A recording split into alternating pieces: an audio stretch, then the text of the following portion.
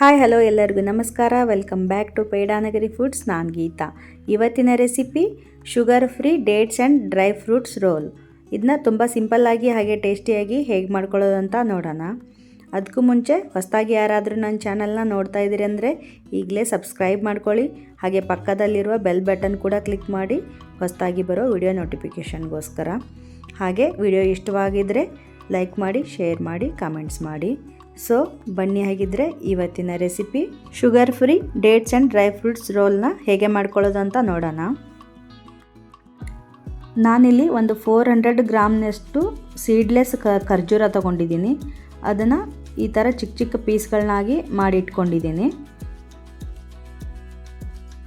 ಆಮೇಲೆ ಗೋಡಂಬಿ ಮತ್ತು ಬಾದಾಮು ಮತ್ತು ಪಿಸ್ತಾ ಇದು ಎಲ್ಲ ಸೇರಿ ಒಂದು 150 ಗ್ರಾಮ್ನಷ್ಟು ಇದೆ. ಇಷ್ಟು ಚಿಕ್ಕ ಚಿಕ್ಕ ಪೀಸ್ಗಳನ್ನಾಗಿ ಮಾಡಿಟ್ಕೋಬೇಕು. ಹಾಗೆ 2 ಟೇಬಲ್ ಸ್ಪೂನು ಗಸಗಸೆ, 1 ಟೀ ಸ್ಪೂನು ಏಲಕ್ಕಿ ಪುಡಿ, ಆಮೇಲೆ ಒಂದಿಷ್ಟು ಗಾರ್ನಿಷಿಗೆ ನಾನು ಪಿಸ್ತಾನ ಸಣ್ಣದಾಗಿ ಕಟ್ ಮಾಡಿ ಸೈಡ್ ಇಟ್ಕೊಂಡಿದ್ದೀನಿ. ಆಮೇಲೆ 1-2 ಟೇಬಲ್ ಸ್ಪೂನಷ್ಟು ತುಪ್ಪ ಬೇಕಾಗತ್ತೆ. ಇವಾಗ ನಾವೇನು ಪೀಸ್ ಮಾಡಿ ಇಟ್ಕೊಂಡಿದ್ವಲ್ಲ ಅದನ್ನು ಒಂದು ಮಿಕ್ಸಿ ಜಾರಿಗೆ ಹಾಕ್ಕೋಬೇಕು. ಖರ್ಜೂರನ ಹಾಕೊಂಡ್ಬಿಟ್ಟು ಇದನ್ನು ಸ್ಲೈಟ್ಲಿ ಕೋರ್ಸ್ ಥರ ಬ್ಲೆಂಡ್ ಮಾಡ್ಕೋಬೇಕು.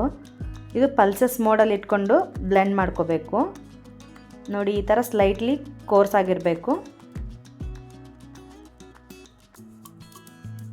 ಇದನ್ನು ಒಂದು ಬೌಲಿಗೆ ಟ್ರಾನ್ಸ್ಫರ್ ಮಾಡ್ಕೊಳ್ತಾ ಇದ್ದೀನಿ.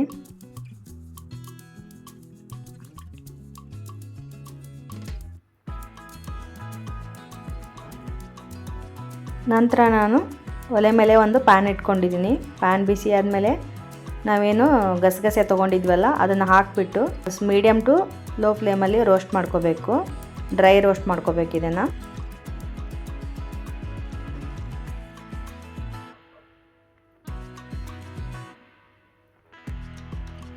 ನೋಡಿ, ಇವಾಗ ಇಷ್ಟಾದರೆ ಸಾಕು. ಇದನ್ನು ಒಂದು ಪ್ಲೇಟಿಗೆ ಟ್ರಾನ್ಸ್ಫರ್ ಮಾಡೋಣ.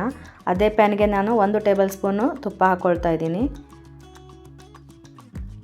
ತುಪ್ಪ ಎಲ್ಲ ಮೆಲ್ಟ್ ಆದಮೇಲೆ ಏನೋ ಡ್ರೈ ಫ್ರೂಟ್ಸ್ ಎಲ್ಲ ನಾವು ಕಟ್ ಮಾಡಿ ಇಟ್ಕೊಂಡಿದ್ವಲ್ಲ ಎಲ್ಲ ಅದು ಮಿಕ್ಸ್ಡ್ ನಟ್ ಹಾಕೋಬೇಕು. ನಿಮಗೆ ಯಾವುದಾದ್ರೂ ಫೇವ್ರೇಟ್ ನಟ್ಸ್ ಬೇಕಾದರೂ ಇನ್ನೂ ಇನ್ಕ್ಲೂಡ್ ಮಾಡ್ಕೋಬಹುದು. ಇದನ್ನು ಚೆನ್ನಾಗಿ ಫ್ರೈ ಮಾಡ್ಕೋಬೇಕು. ಮೀಡಿಯಮ್ ಫ್ಲೇಮಲ್ಲಿ ಇಟ್ಕೊಂಡು ಚೆನ್ನಾಗಿ ಫ್ರೈ ಮಾಡ್ಕೋಬೇಕು.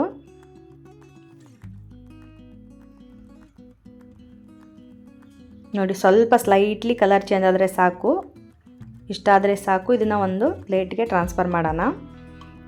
ನೋಡಿ, ಇಷ್ಟು ಕಲರ್ ಬಂದರೆ ಸಾಕು. ಇವಾಗ ಅದೇ ಪ್ಯಾನ್ಗೆ ನಾನು ಮತ್ತೊಂದು ಟೇಬಲ್ ಸ್ಪೂನು ತುಪ್ಪ ಹಾಕ್ಕೊಳ್ತಾ ಇದ್ದೀನಿ. ಹಾಕ್ಕೊಂಡು ಅದೇನು ಡೇಟ್ಸ್ ಮಿಕ್ಸರ್ ಇತ್ತಲ್ಲ ಅದನ್ನು ಹಾಕ್ಕೊಳ್ತಾ ಇದ್ದೀನಿ. ಹಾಕ್ಕೊಂಡು ಇದನ್ನು ಚೆನ್ನಾಗಿ ಒಂದು 2 to 3 ಮಿನಿಟ್ಸ್ ಫ್ರೈ ಮಾಡ್ಕೋಬೇಕು. ಮೀಡಿಯಮ್ ಟು ಲೋ ಫ್ಲೇಮಲ್ಲಿ ಇದನ್ನು ಫ್ರೈ ಮಾಡ್ಕೋಬೇಕು. ಇನ್ನೊಂದು ಸ್ವಲ್ಪ ನಾನು ಅದಕ್ಕೆ ತುಪ್ಪ ಸೇರಿಸ್ಕೊಂಡು ಇದನ್ನು ಫ್ರೈ ಮಾಡ್ಕೊಳ್ತಾ ಇದ್ದೀನಿ. ಇದನ್ನು ಓವರ್ ಕುಕ್ ಮಾಡೋಕ್ಕೆ ಹೋಗಬೇಡಿ. ಒಂದು 2-3 ನಿಮಿಷ ಫ್ರೈ ಮಾಡಿದರೆ ಸಾಕು. ಓವರ್ ಕುಕ್ ಮಾಡಿದರೆ ಮತ್ತೆ ನಿಮಗೆ ಇದು ರೋಲ್ ಮಾಡೋಕ್ಕೆ ಕಷ್ಟ ಆಗುತ್ತೆ, ತುಂಬ ಗಟ್ಟಿಯಾಗಿಬಿಡತ್ತೆ. ಅದಕ್ಕೆ 2-3 ನಿಮಿಷ ಮಾತ್ರ ಇದನ್ನು ಲೋ ಟು ಮೀಡಿಯಮಲ್ಲೇ ಇಟ್ಕೊಂಡೇ ಫ್ರೈ ಮಾಡ್ಕೋಬೇಕು. ನೋಡಿ, ಹಿಂಗೆ ಸಾಫ್ಟಾಗಿ ಆಗುತ್ತೆ ಅದು. ಅಲ್ಲಿವರೆಗೆ ಇದನ್ನು ಫ್ರೈ ಮಾಡಿಕೊಂಡ್ರೆ ಸಾಕು. ಇವಾಗ ನಾವೇನು ಫ್ರೈ ಮಾಡಿ ಇಟ್ಕೊಂಡಿದ್ವಲ್ಲ ಎಲ್ಲ ನಟ್ಸ್ಗಳನ್ನ ಅದನ್ನು ಆ್ಯಡ್ ಮಾಡ್ಕೋಬೇಕು. ಆ್ಯಡ್ ಮಾಡಿಕೊಂಡು ಇದನ್ನು ಚೆನ್ನಾಗಿ ಖರ್ಜೂರದ್ದೇನು ಪೇಸ್ಟ್ ಇದೆಯಲ್ವ ಅದ್ರ ಜೊತೆಗೆ ಚೆನ್ನಾಗಿ ಮಿಕ್ಸ್ ಆಗಬೇಕು. ಆ ಥರ ಇದನ್ನು ಮಿಕ್ಸ್ ಮಾಡ್ಕೋಬೇಕು. ಇವಾಗ ನೋಡಿ, ಇವಾಗ ಸ್ವಿಚ್ ಆಫ್ ಮಾಡಿಬಿಡಿ ಫ್ಲೇಮ್ನ. ಇವಾಗ ನಾವು ಗಸಗಸೆಯನ್ನು ಹುರಿದಿಟ್ಕೊಂಡಿದ್ವಲ್ಲ ಅದನ್ನು ಮತ್ತು ಏಲಕ್ಕಿ ಪುಡಿನ ಸೇರಿಸ್ಬಿಟ್ಟು ಇನ್ನೊಂದು ಸಲ ಇದನ್ನು ಚೆನ್ನಾಗಿ ಎಲ್ಲ ಮಿಕ್ಸ್ ಆಗೋ ಥರ ಮಿಕ್ಸ್ ಮಾಡ್ಕೋಬೇಕು. ಫ್ಲೇಮು ಸ್ವಿಚ್ ಆಫ್ ಮಾಡ್ಕೊಂಡಿರಿ ಏಲಕ್ಕಿ ಪುಡಿ ಗಸಗಸೆ ಸೇರಿಸಬೇಕಾದ್ರೆ. ನೋಡಿ, ಇಷ್ಟಾದರೆ ಸಾಕು. ಇವಾಗ ಇದನ್ನು ಒಂದು ಪ್ಲೇಟಿಗೆ ಟ್ರಾನ್ಸ್ಫರ್ ಮಾಡ್ಕೊಳ್ಳೋಣ. ಇದು ತುಂಬ ಬಿಸಿ ಇದೆ. ಇವಾಗ ಸ್ವಲ್ಪ ಬಿಸಿ ತಣ್ಣಗಾಗಲಿ, ತುಂಬ ಬಿಸಿ ಆರೋದು ಬೇಡ. ಜಸ್ಟ್ ನಮಗೆ ಕೈಗೆ ಟಚ್ ಮಾಡೋಕ್ಕೆ ಬಂದರೆ ಸಾಕು. ಅಷ್ಟಿದ್ದರೆ ನಾವು ಇದನ್ನು ಈ ಥರ ಇದನ್ನು ಒಂದು ಸಿಲಿಂಡ್ರ್ ಶೇಪಲ್ಲಿ ಮಾಡ್ಕೋಬೇಕಾಗತ್ತೆ. ತುಂಬ ಆರಕ್ಕೆ ಬಿಡಕ್ಕೆ ಹೋಗಬೇಡಿ. ಆರಿದರೆ ಇದನ್ನು ಈ ಥರ ಮಾಡೋಕ್ಕೆ ಕಷ್ಟ ಆಗುತ್ತೆ, ಗಟ್ಟಿಗೆ ಆಗಿಬಿಡತ್ತೆ. ಅದಕ್ಕೆ ಸ್ವಲ್ಪ ಲೈಟಾಗಿ ಬಿಸಿ ಆರಿದ ಮೇಲೆ ಆವಾಗ ಈ ಥರ ಮಾಡ್ಕೋಬೇಕು. ಇವಾಗ ನಾನು ಕಿಚನ್ ಕೌಂಟರ್ ಟಾಪ್ ಮೇಲೆ ಅವೇನು ಉಳಿದಿರೋ ಅಂಥ ಗಸಗಸೆ ಇದ್ವಲ್ಲ, ರೋಸ್ಟ್ ಮಾಡಿ ಸ್ವಲ್ಪ ಎತ್ತಿಟ್ಕೊಂಡಿದ್ವಿ, ಅದನ್ನು ಹಾಕಿದ್ದೀನಿ. ಆಮೇಲೆ ಗಾರ್ನಿಷಿಂಗಿಗೆ ಸ್ವಲ್ಪ ಪಿಸ್ತಾ ಕಟ್ ಮಾಡಿ ಇಟ್ಕೊಂಡಿದ್ದೆ, ಅದನ್ನು ಸ್ವಲ್ಪ ಹಾಕ್ತಾಯಿದ್ದೀನಿ. ಇವಾಗ ನಾವೇನು ಅದನ್ನು ಖರ್ಜೂರದ್ದು ಸಿಲಿಂಡ್ರ್ ಶೇಪ್ ಮಾಡಿಟ್ಟಿದ್ವಲ್ಲ, ಅದನ್ನು ಈ ಥರ ಹಾಕೊಂಡ್ಬಿಟ್ಟು ಈ ಥರ ರೋಲ್ ಮಾಡಬೇಕು.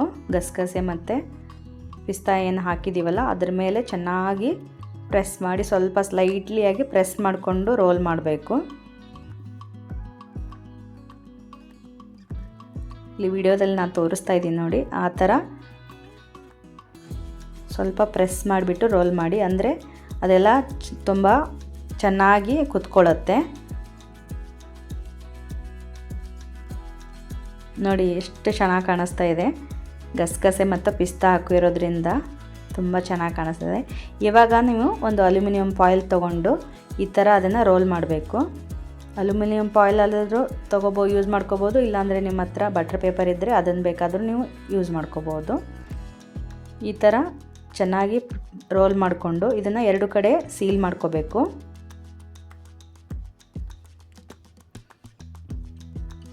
ನೋಡಿ ಈ ಥರ ಸೀಲ್ ಮಾಡ್ಕೊಂಬಿಟ್ಟು ಇವಾಗ ಇದನ್ನು ಫ್ರಿಜ್ಜಲ್ಲಿ ಇಡಬೇಕು. ಮಿನಿಮಮ್ 1 ಅವರ್ ಫ್ರಿಜ್ಜಲ್ಲಿ ಇಡಬೇಕು, ಮ್ಯಾಕ್ಸಿಮಮ್ 2 ಅವರ್ಸ್ ಮಾತ್ರ ಇಡಬೇಕು, ಅದಕ್ಕಿಂತ ಜಾಸ್ತಿ ಹೊತ್ತು ಇಡಬಾರ್ದು. ನೋಡಿ ಇವಾಗ ನಾನು ಫ್ರಿಜ್ಜಲ್ಲಿ ಇಟ್ಟಿದ್ದಾಯಿತು 1 ಅವರು. ಇವಾಗ 1 ಅವರ್ ಆದಮೇಲೆ ನಾನು ಓಪನ್ ಮಾಡ್ತಾಯಿದ್ದೀನಿ. 2 ಅವರ್ಸ್ಗಿಂತ ಜಾಸ್ತಿ ಇಡಕ್ಕೆ ಹೋಗಬೇಡಿ, ಯಾಕಂದರೆ ತುಂಬ ಹಾರ್ಡಾಗಿಬಿಡತ್ತೆ, ಆವಾಗ ನಿಮ್ಗೆ ಸ್ಲೈಸಸ್ ಮಾಡ್ಕೊಳಕ್ಕಾಗೋದಿಲ್ಲ. ಅದಕ್ಕೆ ಮಿನಿಮಮ್ 1 ಅವರ್ ಇಟ್ಟರೆ ಸಾಕು.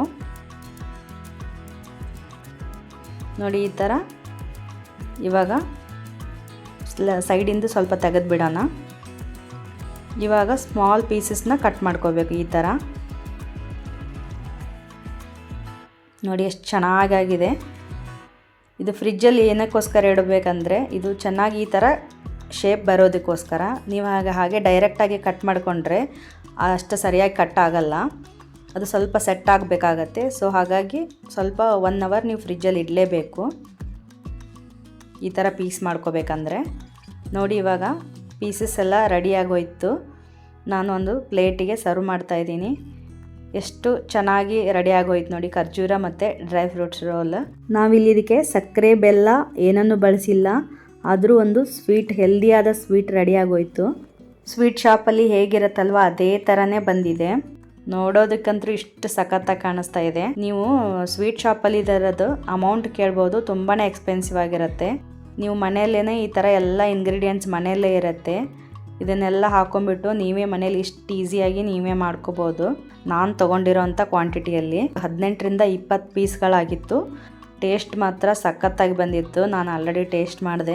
ನೀವು ಈ ಸ್ವೀಟನ್ನು ನ್ಯೂ ಇಯರ್ಗೆ ಅಥವಾ ಯಾವುದಾದ್ರೂ ಸ್ಪೆಷಲ್ ಅಕೇಷನ್ ಇದ್ದರೆ ಅಥವಾ ಫಾಸ್ಟಿಂಗ್ ಇದ್ದಾಗ ಮಾಡ್ಕೋಬೋದು. ಈವನ್ ನೀವು ಇದನ್ನು ಮಾಡಿಟ್ಕೊಂಡ್ರೆ ಮಕ್ಕಳ ಸ್ನ್ಯಾಕ್ಸ್ ಬಾಕ್ಸಿಗೆ ಕೂಡ ಹೆಲ್ಪ್ ಆಗುತ್ತೆ. ನೀವು 3ರಿಂದ 4 ವಾರ ಇದನ್ನು ಏರ್ಟೈಟ್ ಬಾಕ್ಸಲ್ಲಿ ಹಾಕಿ ಸ್ಟೋರ್ ಮಾಡಿ ಇಟ್ಕೋಬೋದು. ಸೊ ನೋಡಿದ್ರಲ್ಲ, ಸಖತ್ ಟೇಸ್ಟಿಯಾಗಿ ಹಾಗೆ ಅಷ್ಟೇ ಸಿಂಪಲ್ಲಾಗಿ ಮಾಡ್ಕೊಳ್ಳೋ ಅಂಥ sugar free dates and dry fruits roll ready ಆಗೋಯ್ತು. ತುಂಬ ಸಿಂಪಲ್ಲಾಗಿ ಮಾಡ್ಕೊಳ್ಳೋ ಅಂಥದ್ದು, ತುಂಬಾ ರುಚಿಯಾಗಿರುತ್ತೆ.